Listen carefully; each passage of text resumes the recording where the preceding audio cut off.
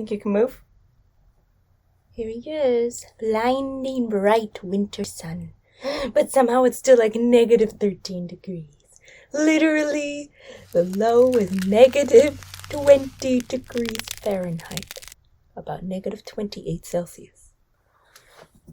Okay, oh, I'm being blinded. I'm Fell the Blythe. I don't know why I fell from up here. No, stop it, stop. God, this is a nightmare. I was originally going to wear a totally different outfit that was like much cooler, but like I stated, low was negative 20 degrees.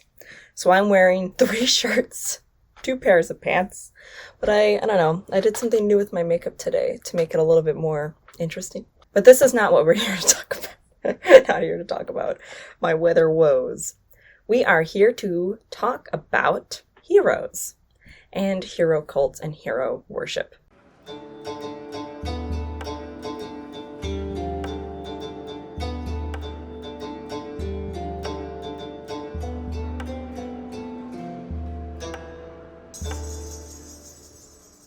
Before I begin, I want to make a couple of notes. I've been getting into the habit of doing this a lot more recently, of doing notes on scholarship and sources. So the scholarship on heroes is rapidly changing. We are at a time of transition amongst academics in which the once long-held beliefs about heroes are being dramatically challenged. As a result, even a fair amount of modern scholarship on hero worship is, I wouldn't necessarily say inaccurate, but it just doesn't show the whole evolving story. And many of them still embrace the older models of hero worship. I'll point out places where this is contentious, but as always, cross-check me, my sources, read my sources for yourself, and you're allowed to make your own beliefs. So what are heroes? We begin with complexities right off the bat.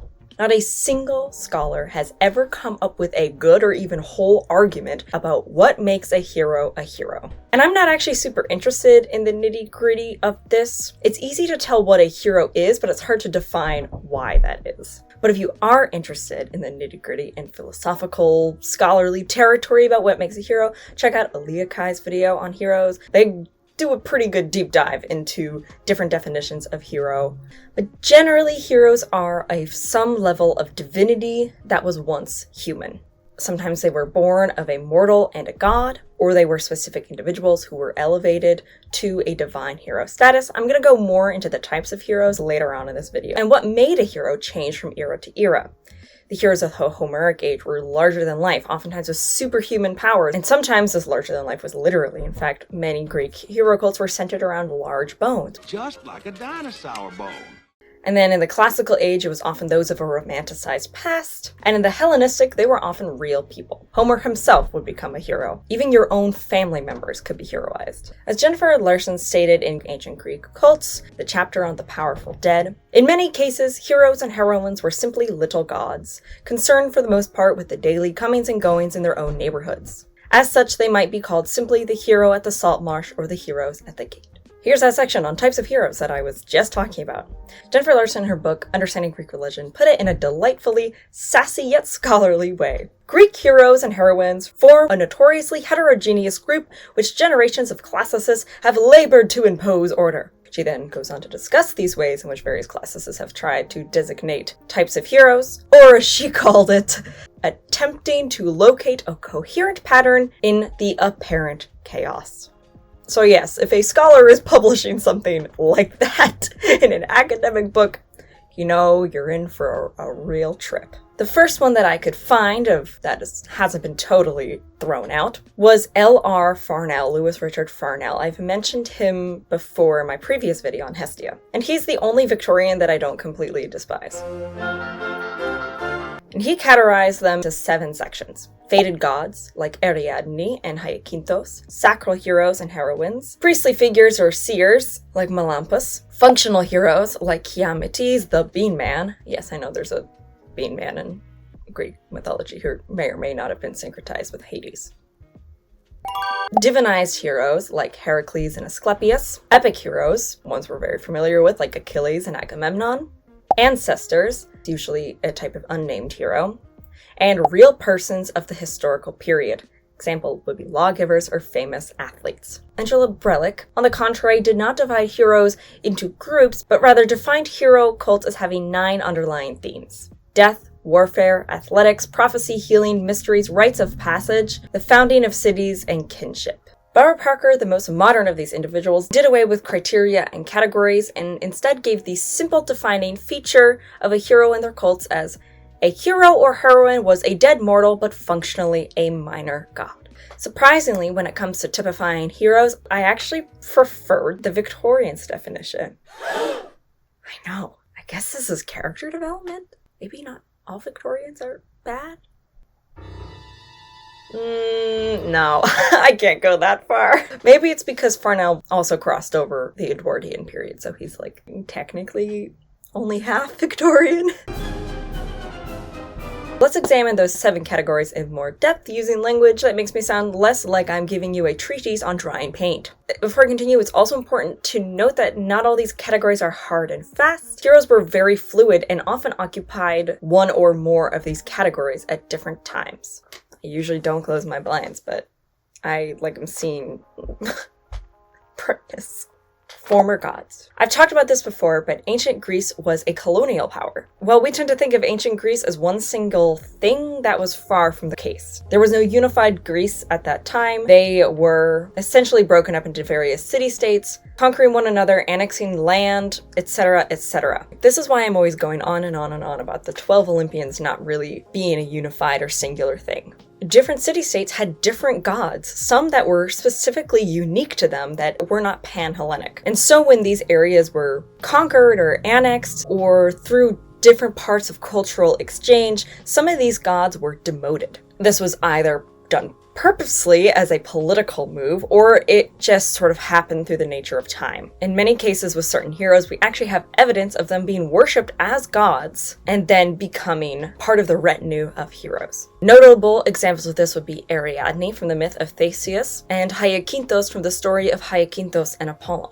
Former priests. Oftentimes, prominent priests or seers would develop a cult around them after their death. Many times they were intimately connected to a specific god and were kind of inseparable from them, and they continued to serve this god, and many times their tombs would be inside of the temple to a certain god. Functional heroes. This is the category I have the hardest time defining, possibly because Farnell used it as sort of a catch-all for strange and miscellaneous heroes like Yamate's patron of the fava bean, or the hero simply known as Flycatcher. Hero gods. Just as certain deities were demoted to hero status, certain heroes were later deified. Some of them allegedly living in Mount Olympus, which is a pretty high promotion. Why this happens isn't as clear as why it happens in the reverse. Heracles, for example, had a cultus in some ways more widespread than any major Olympian. Heroes from epic. Unlike functional heroes, this is the easiest category to define. These are the heroes of the tales that the ancient Greeks and us today are regaled with. Achilles, Agamemnon, Odysseus, even Helen of Troy all had prolific hero cults. In fact, it's pretty safe to bet that most figures found in the Iliad and the Odyssey, even the antagonists, had a remnants of a hero cult. Ancestral or local heroes, also called oikist heroes by James Whitley. These cults were centered around city founders, and generally the tombs of these city founders. A lot of these cults were actually created and altered for political reasons, with Athens going so far as to change the ancestry of certain Daimones, the suburbs of Athens. It was like ye old gerrymandering. Another kind of hero was less specific, but still very local, featuring heroes with no names but descriptors, like Heroes at the Gate, or the heroine of the Salt Marsh. Real people.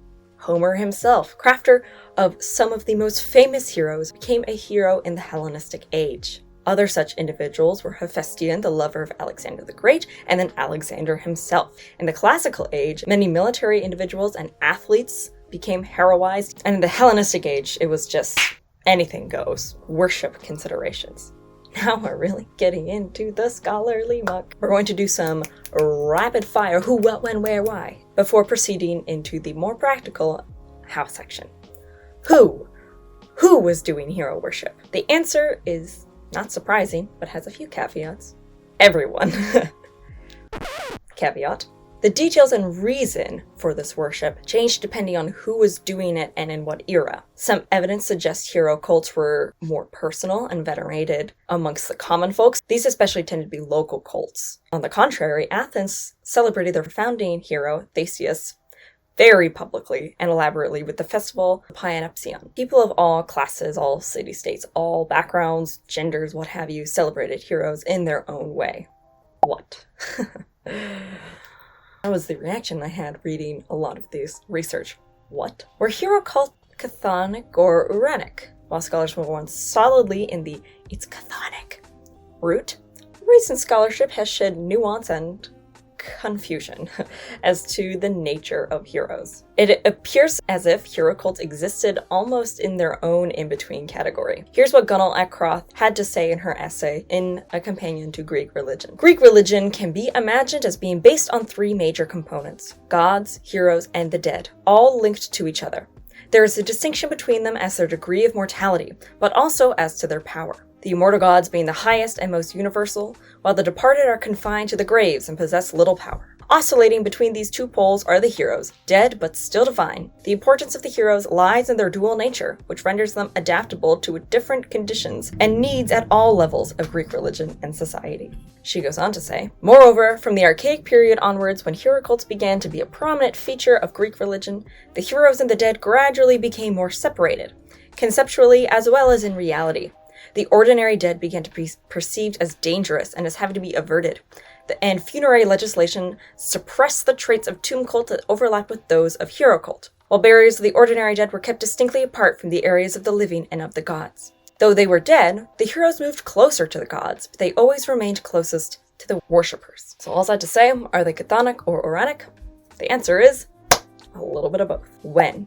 There's been a couple of verbal scholarly Denny's fights about what century hero cults began in, but the general consensus is that hero cults did exist in the Homeric age, and possibly was the prime form of cult worship during the ancient Greek Dark Ages. Although that's mostly speculation, as we don't have writing from this period. But what is clear is that hero cults were well established before the time of the classical period, and continued with fervor into the Hellenistic age.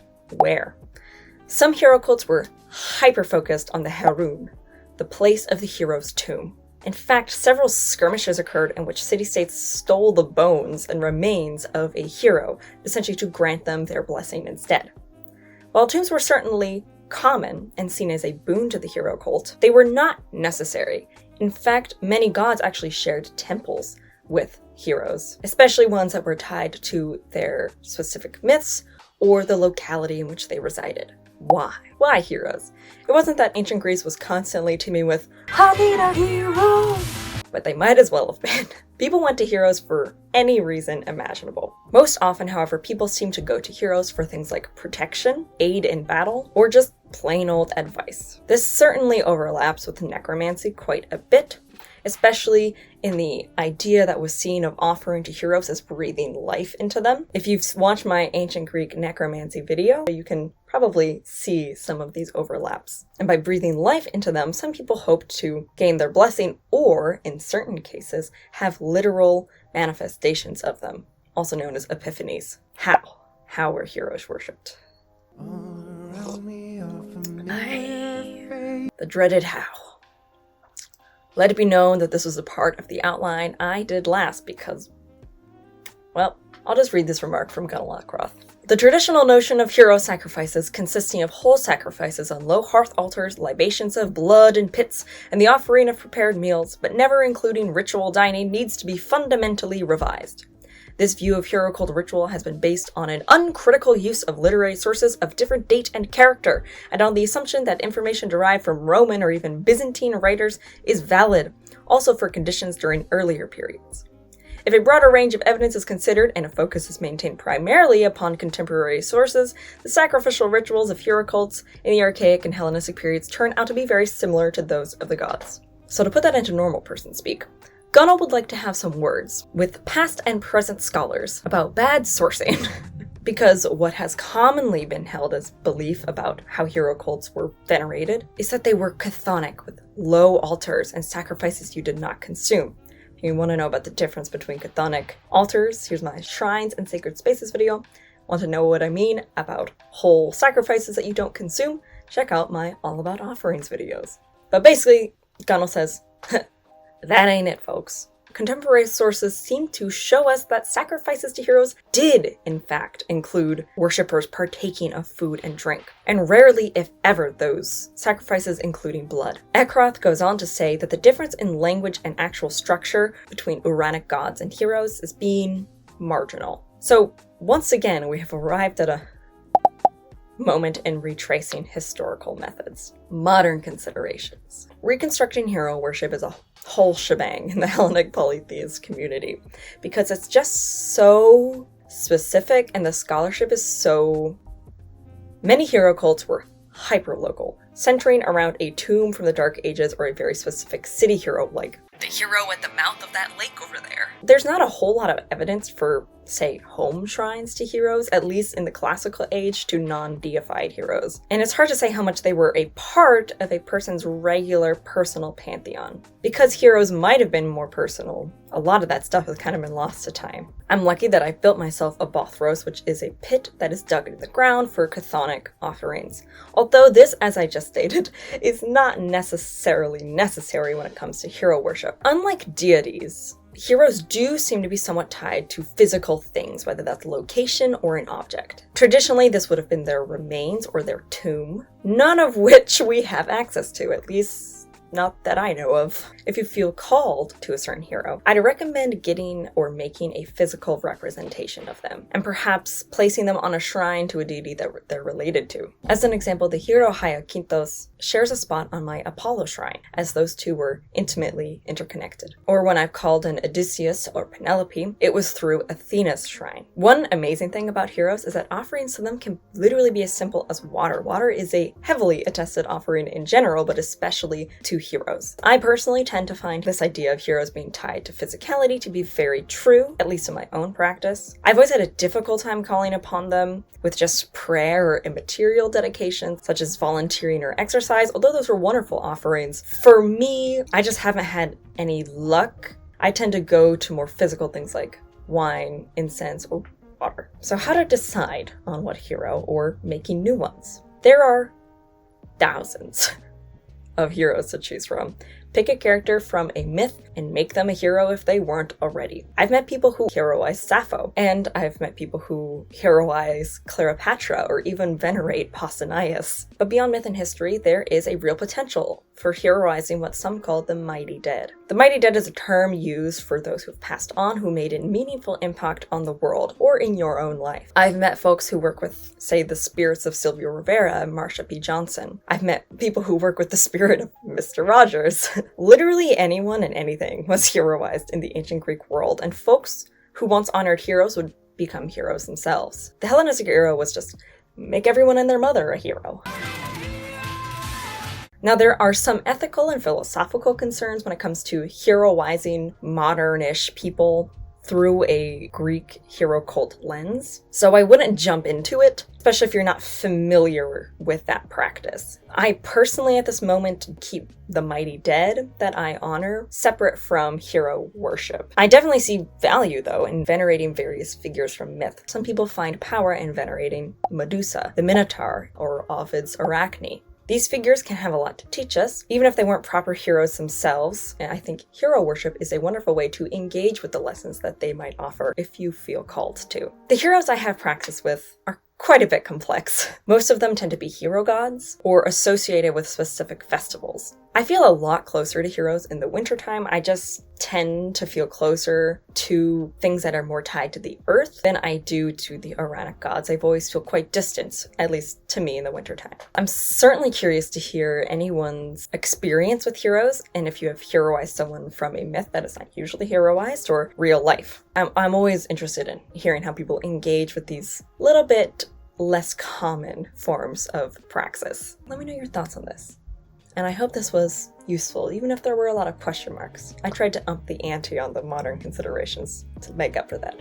But anyway, thank you so much, and I will see you all in the next one.